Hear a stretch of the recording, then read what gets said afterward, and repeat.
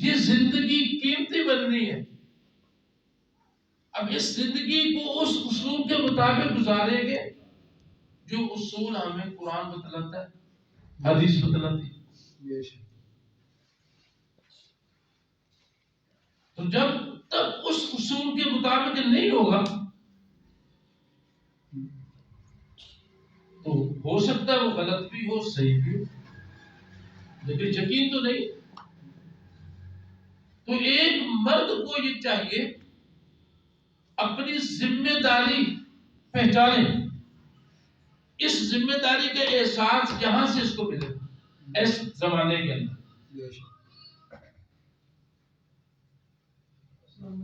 لیکن کون اس ذمہ داری کو ذمہ داری سمجھ کر جائے گا؟ جس کو یہ پتہ نہیں. بچوں کو ہے کیا، کوئی کچھ کر رہا ہے، کوئی کچھ کر رہا ہے.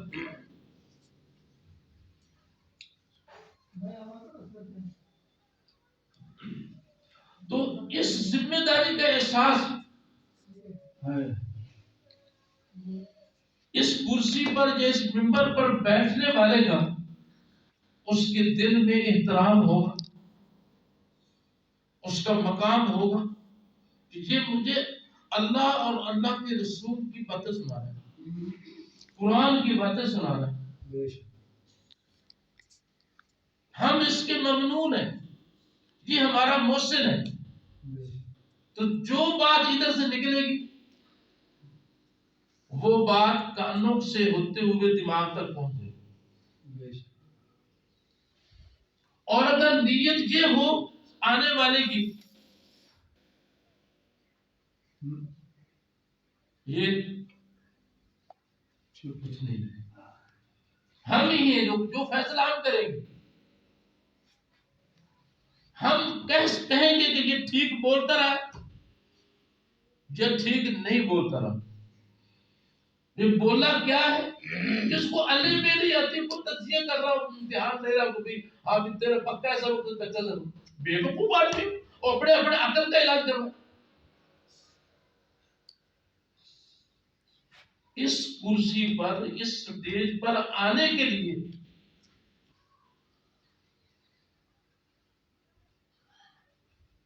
کس قسم کی چیزوں کی ضرورت ہے؟ وہ قرآن کا عالم ہو، حدیث کا عالم ہو، اپنے پیغمبر کا سچا وارث ہو، اس وراثت کو یہ تقسیم کرنے کی اس کے اندر اہلیت ہو، وہ یہاں. پھر جب ہم نے اس کو یہاں بٹھا دیا، نبی کا وارث سمجھ کر بٹھا دیا، قرآن مجید کی تفسیر جاننے والا اس کو سمجھ کر بٹھا دیا، حدیث کو سمجھنے والا اور جاننے والا سمجھ کر اس کو بٹھا دیا، تو اب جو کچھ بھی اس سے نکلے گا وہ قرآن کی تفسیر ہوگی یا حدیث کا بیان ہوگا. تو وہ اس کے لیے بھی جو بول رہا ہے، اس کے لیے بھی اس پر عمل کرنا لازمی اور بولو ضروری، اور سننے والے کے لیے بھی. لیکن اس کا ایک شان اور اضافی یہ ہوگا کہ یہ باتیں جتنی اس نے بتلائی ہیں پہلے ہمیں اس کو پتہ نہیں. اب اس کو بتانے سے پتہ چلا تو لہٰذا یہ ہمارا حسن. تو کبھی دل کے اندر بھی یا آپ بھول کر بھی اپنے دعا میں یہ کہتے رہے کہ اللہ جس نے آج ہمیں دین کی باتیں جتنی سکھائی ہیں، اللہ اس پر ان پر اس کو بھی عمل کرنے کی توفیق دے اور ہمیں بھی توفیق دے. اور اس کو بتانے کی اس نے جو ہمیں بتلایا ہے، مطالعہ کر کے آیا ہے، سمجھ کر آیا ہے، جو سارا زور لگاتا رہا ہے، اللہ اس کا جتنا زور لگا ہے، جتنا وقت خرچ ہوا ہے، تو اپنی شایان نشان اس کو اجر و ثواب سے نواز دے. کبھی کہا ہے بولو کوئی ایک پلیٹ سالن کی دے دے نا، مسری کی دال کی، کہتے ہو یار کی خالی پلیٹ ہم واپس نہ بھیجیں. کیوں؟ تو ادھر سے دال آئیے تو کم از کم ہم چٹنی تو بھیج دے، پکوڑیاں بھیج دے، کوئی ایک پکوڑے بھیج دے، ہم اس پر احسان کریں. اس نے دال یار بھیجی ہے. کیوں؟ اس نے دال پتہ نہیں کہاں سے لی ہوگی، جاننے کے لیے آنے والے سے چشتے گیا ہوگا، کتنا اس کو زور لگا ہوگا، وقت خرچ ہوا ہوگا، پیسے خرچ کیے ہوں گے، تو پھر وہ دال لے کر آیا ہوگا. پھر دال پکانے کے لیے کنی کی ضرورت بھی ہوگی، ہانڈیا کی ضرورت ہوگی، پھر ہانڈیا کو پکانے کے لیے لکڑی کی ضرورت ہوگی، لکڑی کہاں سے لے آیا ہوگا، پھر دال کے ہلانے کے لیے مدھیے کی بھی ضرورت ہوگی، وہ کس دکان کے پاس لے آیا. یار وہ سارے اس نے کام کر کے اس نے پکی پکائی دال ہمیں دے دی ہے، یہ بڑا اچھا بھی ہے. تو یہ یہاں سے بیٹھ کر قرآن حدیث سنانے والے وہ اچھا ہے. تو ہم وہ آدمی کبھی نہ ہوگا دنیا کا کبھی، اس کو ہم کبھی نہ، حدیث کہے گی وہ کبھی نہ، وہ حیادار نہیں ہے. ہاں وہ کہے کہ مجھے سب تیری باتیں سمجھ میں نہیں آئی، مجھے سمجھا، یہ الگ بات ہے. پھر نہ سمجھنے کی یا نہ سمجھ آنے کی جو وجہ ہے وہ بھی سمجھے کہ میں توجہ سے بیٹھا رہا ہوں، بیٹھا رہا ہوں. میرے دل میں اس پر کیا غرور تھا، کیا گھمنڈ تھا سمجھنے کے لیے، اس لیے مجھے سمجھ میں نہیں ہے. ساری باتیں سمجھنی ضروری. اب اس میں قصور کس کا؟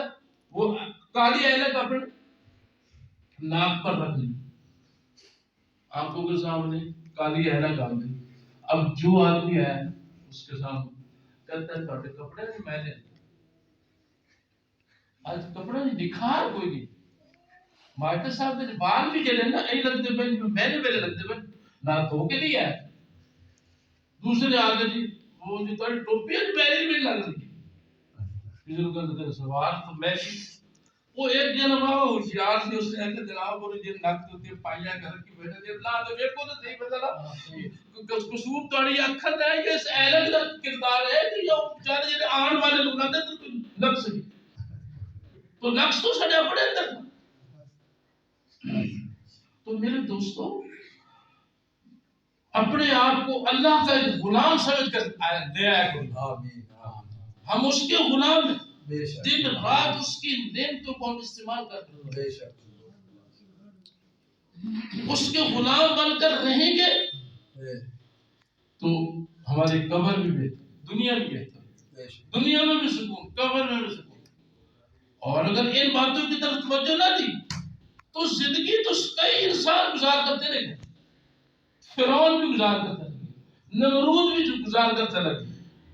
لیکن نمرود کی توجہ اللہ کی طرف دلانے کے لیے رب نے ابراہیم جیسے پیغمبر کو بھیجا کہ نمرود تو انسان بن گیا. قارون بھی دنیا میں زندگی گزار کر بڑے بڑے پیسوں کی لت پت ہو کر وہ ڈوبا ہوا تھا پیسوں سے کہ وہ ایسی سواری پر سفر کر رہا تھا عید والے دن، جو سواری اس کی سر سے لے کر پاؤں تک وہ سواری جو ہے وہ سونے سے لدی ہوئی ہوگی، لدی ہوئی تھی. تو اب کیا خود اس کے پاس، اس کے جیب میں، اس کے ہاتھ میں، اس کے سر پر، اس کے ماتھے پر، اس کے گلے میں یا اس کے ہاتھ میں کتنے زیور ہوں گے سونے کے بہتے ہیں. حتیٰ کہ قرآن مجید نے اس کے اس منظر کو، نقشے کو کھینچ کر مسلمانوں کو بتلایا. وَخَرَجَ عَلَىٰ قَوْمِهِ فِي زِینَتِهِ، وہ خوبصورتی والے دن جب وہ نکلا اپنی قوم کے سامنے، خوب اپنے جو کر سکتا تھا سارا کچھ کر کے نکلا. تو دنیا، اتنی دنیا رکھنے والا، اب وہ جب گھر سے نکلا تھا تو ان حالات میں نکلا تھا. تاریخ کہتی ہے کہ وہ واپس گھر میں نہیں گیا تھا، آج تک وہ گھر میں نہیں گیا تھا. اس دن سے واپس گھر میں نہیں گیا تھا وہ قارون. فَخَسَفْنَا بِهِ وَبِدَارِهِ الْأَرْضِ، اسی عید کے مجمع کے اندر ہی ہم نے اس کو زمین کے اندر ڈبو دیا. یوں ڈبوا کہ اس کا ڈوبنا ابھی تک رکا نہیں ہے. قیامت جب تک قائم نہیں ہوگی وہ ڈوبتا رہے گا. اب بھی ڈوب رہا ہے. تو کتنی اس دولت کا وہ مالک تھا. تو قرآن مجید نے اس کا تذکرہ کر کے سرمایہ دار ہونے کے حوالے سے تذکرہ کر کے کہہ دیا کہ دنیا کے اندر کسی دور میں بھی کتنا بڑا سرمایہ دار بن جائے وہ قارون سے بڑا نہیں بنے. اس کو سمجھانے کے لیے اللہ نے موسیٰ علیہ السلام کو تو موسیٰ علیہ السلام کی بات ماننی تو اپنی جگہ، موسیٰ علیہ السلام پر الزام لگانے کی عورت کو تیار کر کے اس کے سامنے کھڑا کر دیا، مجمع کے اندر، بڑے مجمع میں. تو اس کے نتیجے میں کیا ہوا؟ اللہ. اس لیے ہم لوگ مسلمان ہیں، مسلمان